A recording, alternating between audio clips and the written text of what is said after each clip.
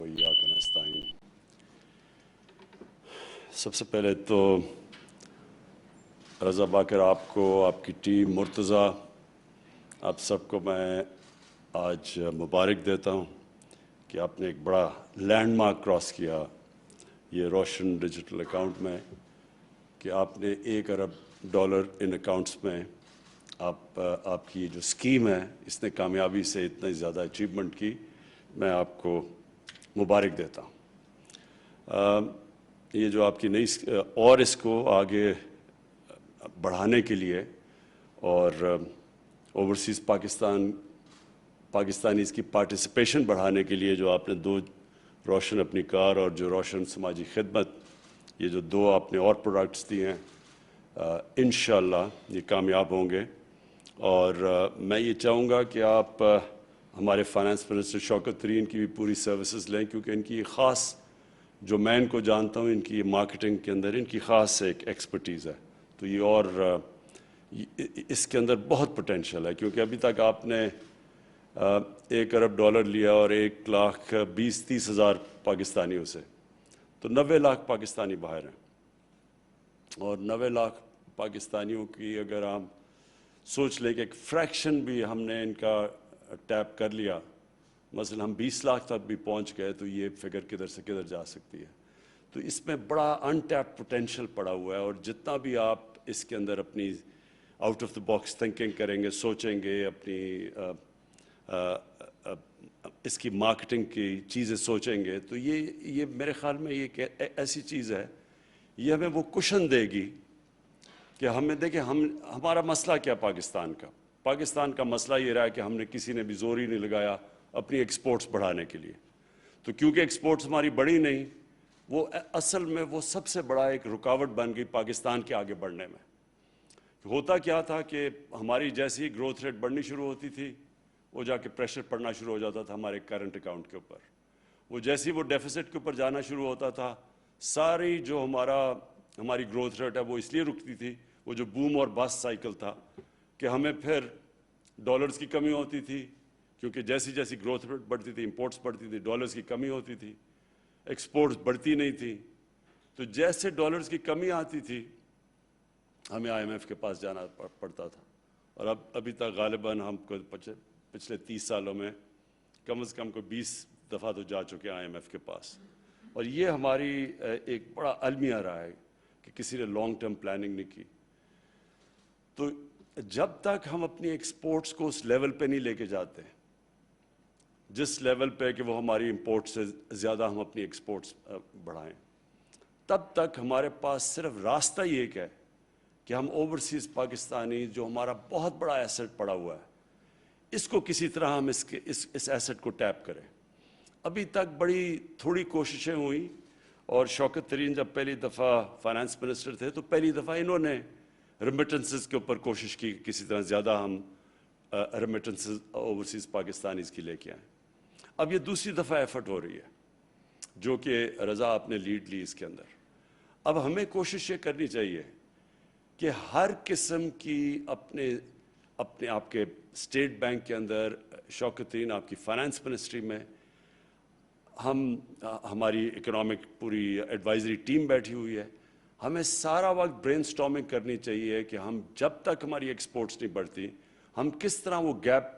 Increase کریں گے، وہ فل کریں گے، وہ گیپ کیسے فل کریں گے اپنے اوورسیز پاکستانیز کی ریمیٹنسز سے.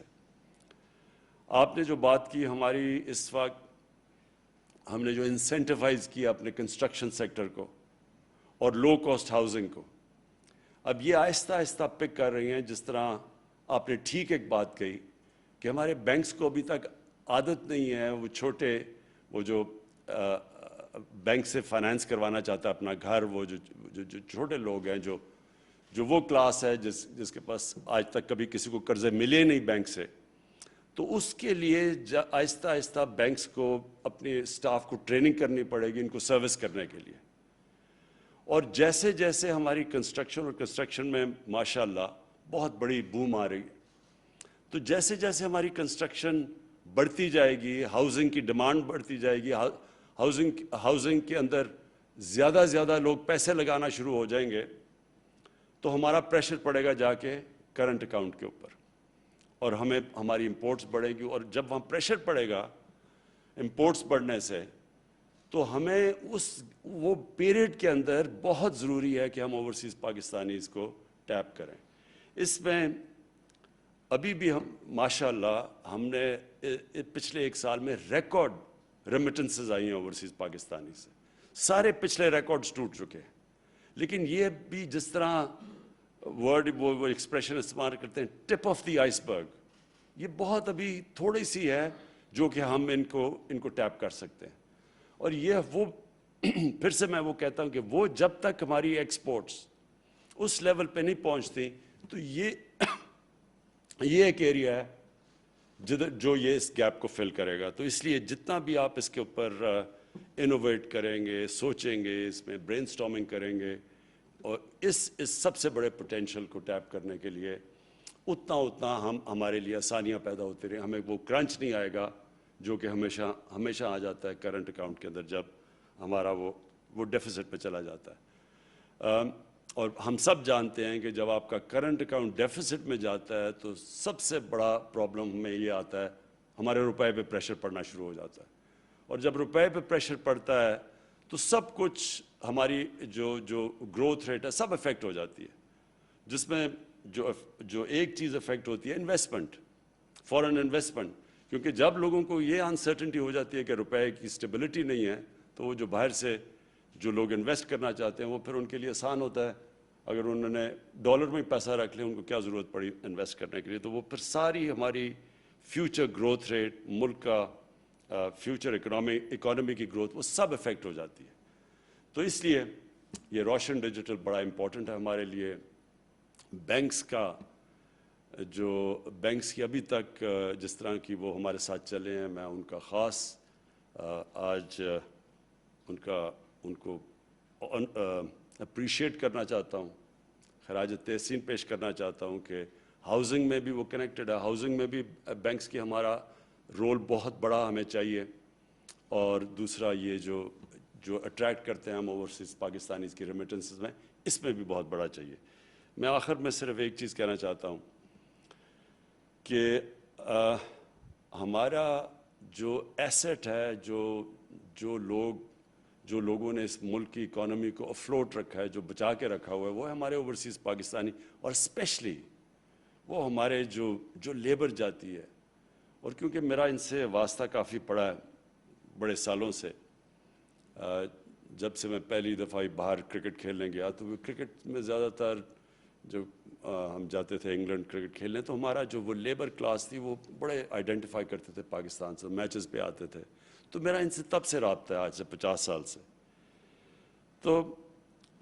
مجھے افسوس سے کہنا پڑتا ہے کہ ہمارے جو ایمبیسیز ہیں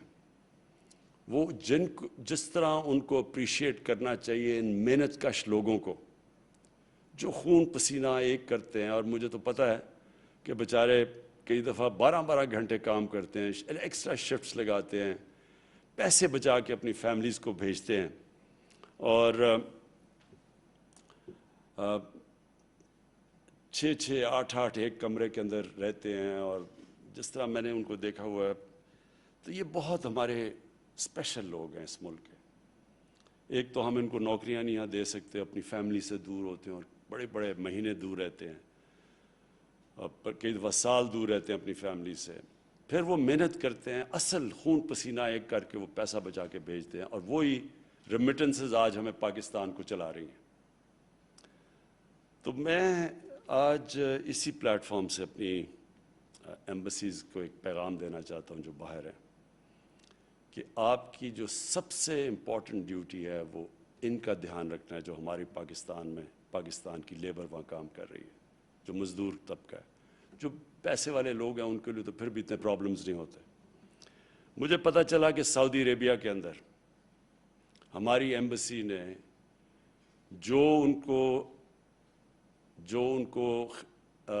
سروس دینی چاہیے تھی، جو ان کا دھیان رکھنا چاہیے تھا ہمارے سعودی عربیہ میں لیبر کو، وہ انہوں نے نہیں دیا۔ میں نے کل میں نے پوری اس کے اوپر فل سکیل انکوائری بنائی ہے،